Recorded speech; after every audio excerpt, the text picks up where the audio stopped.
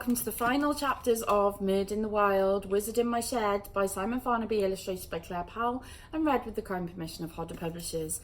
And at the end of the last chapter, it seemed that all was lost. Merdyn had lost his powers, Jerebow was about to kill him and take over the world, in the past and in the future, and if Merdyn had never existed, then, well, Rose wouldn't exist. This is all very complicated, so let's get to the end. Here we are, chapter 37, Fortune's Switch and an Unlikely Witch. Even as Jerebow spoke, Rose noticed with shock that she was slowly disappearing. This wasn't like turning invisible. She'd been able to feel her toes then, but now where her toes had been was just air, and there was a definite sense of absence. Merdyn wasn't going home, she realised, so she was being erased from time before her very own eyes. She looked at her brother. "Chris, your face!" Chris checked himself in his phone. His beautiful face was turning see-through. Uncle Martin's arm was gone too. We're back to the future, he muttered to himself, almost certainly inventing a new word. Jerebow didn't care about any of this as he towered over the normal-sized Merdyn. He turned to the news cameras to make his victory speech to the world. "Hear this," he bellowed.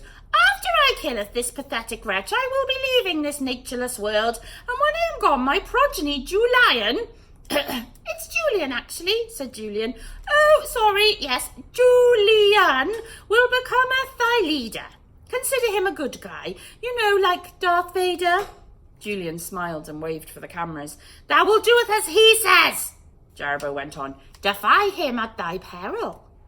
As Jerebow ranted, Rose was desperately trying to think of a way to save Merdyn. She looked at him for help, but he only dug his hand into his robe pocket and pulled out a pine cone and threw it at her. "Thou did doeth it," he whispered weakly. Rose picked the pine cone up. What did Merdyn mean? Everybody around her had lost their heads. Her mum was crying hysterically. Her brother and Uncle Martin had almost disappeared completely, as had much of her own bottom half. The remaining onlookers were shaking with fear. But as the pieces fell into place, her heritage, the familiar pinecone in her hand, Merdyn's words, she suddenly understood. She grabbed her bag and pulled out Bubbles and attached the pinecone to his collar. Unaware of the gravity of the situation, Bubbles immediately crawled out of Rose's arms to nibble at the grass under her feet. Nice grass here, so varied. Bearded darlunio'n, my favourite," he said. "I did it. I made the pinecone work again," Rose thought. "I'm related to Merdyn. I'm W blood. That means I can do magic too." But did that mean she, Rose the loser, was now the world's only hope? She looked at Bubbles. He was too busy eating to come to her. Fat lot of use he was in the world's time of need. Then something Bubbles had said just stirred a memory. Bearded darlunio'n. Where had she heard that before? She remembered now. When Merdyn had told the story of his capture by Van Helden and the Vandal army, he'd made a stone spell from the grass that grew beneath his cage. If she could remember the ingredients, maybe she could conjure the stone spell herself. Bearded darlunio'n, cocksfoot, clover, something, something. Rose turned to her schoolmates. They'd been cowering behind the fallen stones all this time. "Listen, everyone," she whisper-shouted, trying not to alert Jerebow, who was still making his speech. "I know some of you think I'm weird, and you don't know how right you are. I've just found out I'm an actual witch." "Oh, witch's grass," she remembered. "Bearded darlunio'n, cocksfoot clover, witch's grass, and..." "I always said you were," sneered Katrina. "Pendulous sedge," Rose said to everyone's surprise. "That was the fifth grass. Now listen, with your help I can stop this, but we don't have long." Her classmates looked at her, well, what was left of her, in silence. Just as Rose was about to give up all hope, a voice piped up. "What do you need?" It was Tamsin. She broke from the pack and linked arms with Rose. "I'm sorry," she whispered. Shakia joined her sister with an approving wink, linking arms with Rose on the other side. Katrina and Catriona and Andy were horrified. "Tams!" they yelled in unison. "Oh, shut up, you two shallow cretins," Tamsin snapped. Shakia backed Tamsin up. "You want to spend your life being ruled by that blonde buffoon?" And she pointed at Julian, who was preening himself like a peacock as his great-great-whatever grandfather made his speech. "No," they conceded. "Then listen the heck up," said Tamsin, warming to her emancipated self. "She's our only chance. Go ahead, Rose." Rose forgave Tamsin everything in that second and threw her a grateful smile. Then she leaped into action. "I need 5 ingredients to make a stone spell and stop that lunatic," she whispered. 5 types of grass, actually. "Grass," said Katrina. "Boring. Shouldn't it be like frogs' legs and spiders and webs and stuff?" "Who says grass is boring?" squeaked Bubbles indignantly. "There are 20 types right under our feet as we speak." Ordinarily, being told off by a guinea pig would have blown their minds, but the class had just witnessed a fight between two 20-metre-high wizards, so they took it pretty well. All right, fine, grass is cool, said Katrina. We need gyda, ddoniol, cocksfoot, clover, pendulous sedge and witch's grass, said Rose. Get looking. I want to help too, said another kid. And me. Me too. As they got to work, Jeribo was finally finishing up his rambling speech. And so I shall leave with my great, etc. grandson in charge, obey him or die. I hope thou will remembereth me fondly, and now to put an end to my old friend Merdyn the Wild. Jeribo curled his giant hand into a clenched fist and lifted it high above Merdyn's limp body, which was laid out on the altar like a sacrificial lamb. Rose clawed frantically at the ground, trying to ignore her increasingly absent knees. Everyone was looking up the different grasses on their phones and checking them against the plants underfoot. They had bearded darnel, cocksfoot, clover and pendulous sedge, but they still needed witch's grass. It was too late, though. Jeribo was bringing down his giant fist. Any minute now, Rose's friend and greatest grandpa would be flattened. But suddenly the evil wizard stopped. He wanted to say one last thing. If thou would like us to erect a statue of me when I'm gone, that would be nice. It's up to thou, though. I do not want us to tell thou what to do, but just a thought. Now, where was I? Little did he realise that his excessive grandstanding had given Rose and her friends just enough time to find the right missing ingredient. I've got it! Witch's grass, Katrina said jubilantly, but she couldn't pull it out. Its roots were too long and twisted like witches' fingers, hence the name. Andy came to the rescue. She gripped the stalk with her sausage fingers and pulled it loose in one go. She threw it to Rose, who caught it and rushed towards Jeribo on her increasingly see-through feet, crushing the grasses in her hand. Was she too late? As Jeribo brought his giant fist down on Merdyn as hard as he could, Rose hurled the mixed grasses into the air towards the evil wizard and his annoying grandson. Holcus stonoretta, she shouted. Jeribo's fist was inches away from squishing Merdyn when the giant fist turned to stone. His spellbook, which he'd been holding all this time, shrank to its normal size and fell safely to the ground, where Rose quickly picked it up. With this, Merdyn could get home and all would be well. She could already feel her feet rematerialising. No! Cried Jeribo as he watched his giant arm turn to stone, then his giant shoulder, his body, his legs, his neck, and finally his shrink. His giant lips and head turned to stone, and there was silence. Julian looked very sheepish now Jeribo was incapacitated. He was just trying to slink away when... Holcus stonoretta, shriek! Rose turned him to stone too. The police, the army, and the millions watching on television around the world all cheered and jumped for joy. Hey, I never did get that popcorn, complained the president in the White House. Bravo, said the Queen from Buckingham Palace. When is this on again?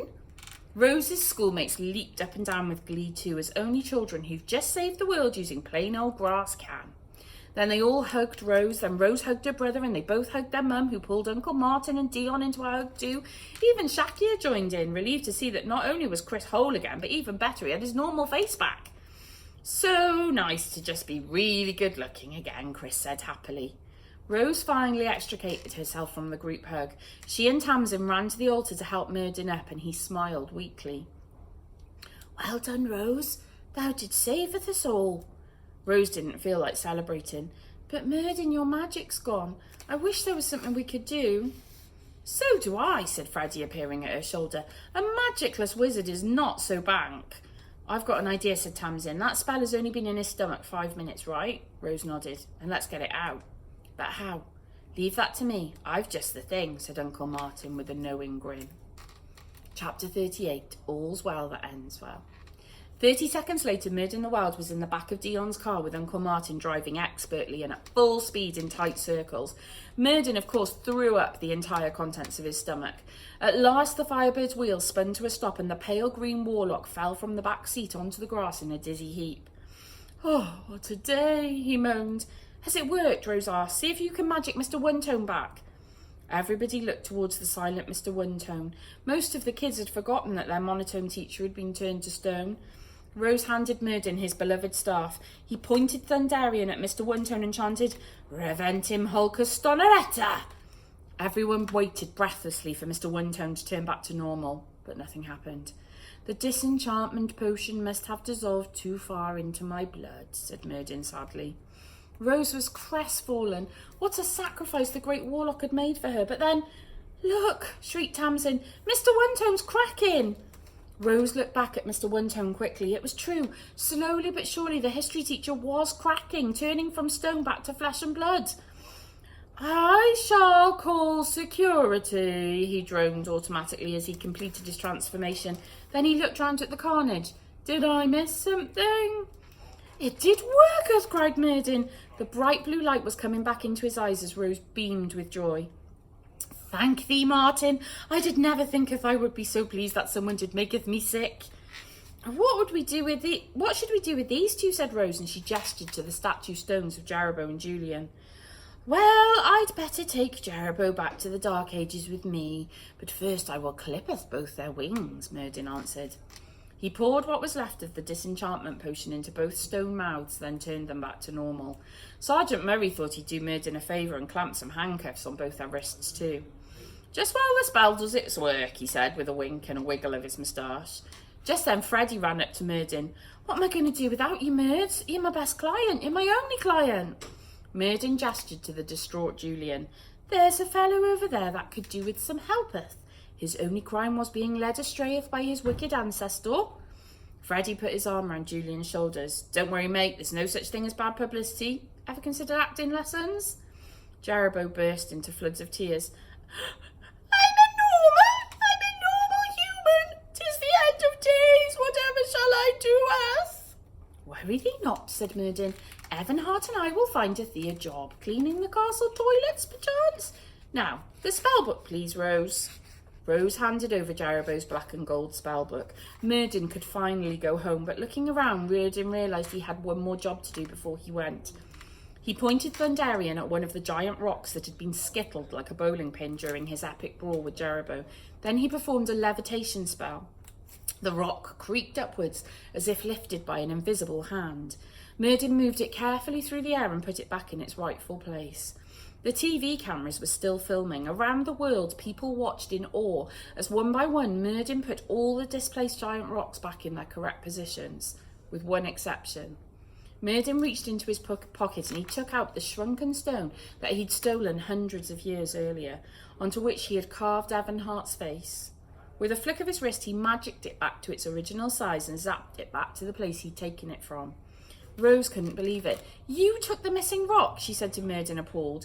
Your people must have been very cross with you. Why do you think they did want rid of me? Merdyn chortled. When Mr. One-Tone saw the rock float back into his rightful place, the voice finally broke into an excited shriek. The missing stone, he squeaked. The world is saved. And if only that were so, dear reader, but it saddens me to say that the Druids were wrong. There's no miracle cure for the world's ills, but let me tell you this. With the entire planet watching this extraordinary spectacle on TV, everyone had become just that little bit more aware that we are all more than a collection of separate countries and races. We're all connected. We're all one. We're nature and nature is us. All bumbling along together trying to live our best lives. And all we need to make that a tiny bit easier is a little magic in our lives. And I'll add one more thing. Everyone was a little nicer to each other from that moment on. Well, for a while anyway. The one person who was not so pleased with the day's events was the souvenir shop artist. He'd just finished his first model of the new Stonehenge with the stones scattered around the circle. Now he looked out of the window and saw it was back to normal. Make up your minds, he bellowed, before smashing the new model to pieces. Merdyn started his goodbyes, first to Susie, who had by now forgiven him for everything. Merdyn slipped her a little potion bottle as she gave him a hug. A singing spell, he whispered, just in case you want to start again. Then Merdyn said goodbye to Dion, Uncle Martin, Chris, Shakir, Tanzin, and even Bubbles. Who are you? Said Bubbles. Guinea pigs are not known for their long-term memories. Now there was only one person left. Do you have to go? Rose asked as her bottom lip quivered. Oh, Rose, thou knoweth I do, Merdyn replied gently. I don't belongeth here, and I have much good to do, but I will thinketh of you every day, and I shall misseth you very much. They looked at each other. Very soon, 1,500 years, 20 lifetimes would separate them once again. Rose threw her tiny arms around Merdyn's broad shoulders and sobbed her heart out. Her tears misted her glasses, forming 2 wet circles on the shoulders of his old purple cloak. How she would remember this crazy man who had changed her life forever. When at last they pulled apart, Merdyn wiped the tears from Rose's freckly cheeks with his thumb. "My descendant," he said, with the tenderness of a butterfly landing on a lily. "My great-great-great-great-great-great-great..." Rose trailed off. "Can we just say Grandad?" she finished shyly. "Oh, I like Grandeth very much," Merdyn smiled. "I am so proud of thee, Rose. Thy father would have been proud too." Rose knew it was true, and as he said this, Rose could fleetingly see Merdyn's resemblance to her dad. It was something about the warm glint in his eyes and the quirk in his smile, almost as if just for a moment her father was standing before her one last time saying, "It's okay, Rose, don't worry, you're going to be okay." Then a second later, Merdyn's face returned unmistakably to his own. "Have a wonderful rest of thy life," the once Warlock said finally. Rose smiled bravely. "You too, Merdyn." Then Merdyn opened the black and gold spellbook and read out the Rivers of Time spell. "Frandolin duganti rivero clocca shock." The ground opened up in a green blaze like a giant emerald mouth, and it swallowed up Merdyn and the sorrowful Jerobo before slamming shut again with an almighty thwack. The world watched in silence. It was done. Merdyn the Wild was truly gone. Chapter 39, Vets, Pets and Unlikely Duets. Merdyn was gone, yes, but a long, hard school term had ended, and Rose had the summer holidays to look forward to and some new friends to enjoy it with. She used the time wisely. Rose, Tamsin, Katrina and Andy set up the Merdyn the Wild Hospital for animals in the shed in the garden. People came from miles around to have their pets' most unusual problems diagnosed. With the help of her magic pinecone, Rose could talk to any animal to ascertain exactly what was wrong, however odd. "Well, I think I'm allergic to carrots," a rabbit with a rash would say, or "All the neighbours on the street feed me," an overweight cat would admit guiltily. "I eat 14 meals a day," or even "I stole 4 bars of chocolate from the fridge while my owner wasn't looking, and everyone knows chocolate and canines don't mix," a poisoned dog would confess with his head hanging in shame. One of Rose's friends would then write a note for the owner to take to the vet, who found the letters very useful when treating the animals for their ills. Rose's mum spruced the house up before taking the old family photos and proudly hanging them back on the walls. She even brought one of Rose's dad's inventions in from the shed and put it in the kitchen. It was the mean bean machine, a coffee-making device similar to modern machines, except it was 3 times the size and 3 times noisier, but it made coffee 3 times better too. Susie had also started singing again. One night, Rose, Chris, Shakir and Dion went to see her at the Frog and Bucket in town.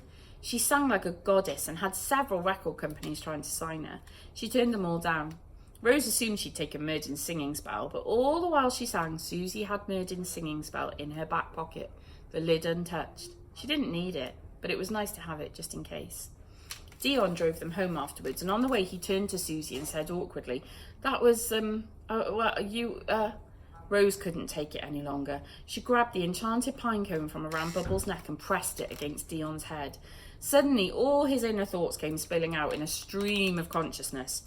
"I think you're the most incredible woman I've ever met. I love you from the tip of your head to the toes in your feet. The only reason I stand outside polishing my car all day is to get to see or talk to you, but I never do talk to you because I once asked a girl out and she laughed at me. But if you want me to, I'll love you until we're both old and grey." Rose removed the pinecone. Dion looked embarrassed. Then he pulled himself together and declared, "By which I mean to say, would you like to go to dinner tomorrow?" "Yes," Susie said, glowing red. "I'd love to." The whole family had a holiday too in Corfu. How did they afford it? Well, it was the strangest thing. One day, Chris was mowing the lawn when the rotor blade hit a bunch of dirty-looking stones. When he went to pick them up, he noticed one of them glinting in the sunlight, and he rubbed it on his jeans. And what you know, it wasn't a dirty pebble at all, but pure gold. All the dirty pebbles were. When Chris showed them to Rose, she knew instantly what they were. "Merdyn did have money all along," she laughed. And somewhere in the Cotswolds, 2 pigs turned back into security guards, Jim and Alan. The farmer, who'd been rather pleased that he'd somehow acquired 2 new pigs without paying for them, looked at them quizzically as they walked away from their sty. "I rather like being a pig, actually," said a dazed Alan covered in mud. "Easier than being a security guard," agreed Jim. And so, as you may have guessed from the lack of pages left to turn in this book, we are almost at the end of our remarkable tale. I've just one more thing to tell you, though, before I go. One night, Rose was emptying the poover beneath Bubble's cage, listening as usual to the guinea pig whittering away. this thing called an aubergine, he said. Do you know aubergine? I've heard people talking about aubergines. Can I have an aubergine? Sure, said Rose, lifting some books onto her shelf, but I don't think you'll like it. How do you know? Bubbles retorted. You don't know me. You think you do, but you don't. Rose tutted and shoved the books to one side of the bookshelf, but as she did so, one of them fell off. Oh, drat! You deserve that, said Bubbles, and went back to nibbling on a carrot. As Rose picked up the book, she glimpsed the title, and it rang a loud bell in her memory box. Wizards, Witches and Warlocks of Old. It was the book she and Merdyn had looked at in the library, and Rose chuckled at the memory. For old time's sake, she flicked through it. There was the illustration of Van Helden the Vandal in all his evil glory, and there was the picture of Merlin that had so driven Merdyn crazy. But when Rose looked at the illustration again, something caught her attention. The drawing was exactly the same as when she'd previously looked at it, but now somehow she saw it in a different light. There was something very familiar about Merlin's eyes. They were bright blue, just like Merdyn's, and Merlin's hair. Why, if Merdyn were a little older and combed and washed his hair, wouldn't it look just like this? Even his purple robes were very similar, just cleaner. In fact, if you'd taken the Merdyn Rose knew and given him a complete makeover, say by the hand of a loving wife, wouldn't he look exactly like Merlin? Rose's heart was racing. What else hadn't she noticed about the picture? Well, she hadn't noticed the standing in the background of the illustration, so distant you could almost miss her, was a beautiful woman with red hair and freckles, very much like Rose's. Could this be Evanhart? It must be. Her great-great-great etc. grandmother. It was all becoming clear. Merdyn must have gone home, become good and wise, and used his powers for the benefit of others as he'd promised. In fact, he'd become, perhaps, through some misspelling over time, the man we now know as Merlin. Good for you, Merdyn, Rose cried out loud, bursting with pride. Just remember, aubergine, said Bubbles, never one to miss an opportunity to misjudge an occasion. Rose grabbed a magnifying glass and studied the illustration before her more closely. There was one more thing. The Latin inscription on the sword Merdyn was holding. She'd noticed it in the library, but hadn't had time to translate it. It read, Gratiam Orteum Rosa Est. Rose scrambled for her phone and carefully tapped in the Latin words inscribed on the sword before pressing translate to English. As the translation popped up on her screen, her heart leaped, and a feeling of great joy spread from the top of her head to the tip of her toes. For the inscription on the sword read, Thanks be to Rose. And that's the story of The Wizard in My Shed. I hope you enjoyed it. It's a great one. Read it yourself. Thanks very much for listening. Bye.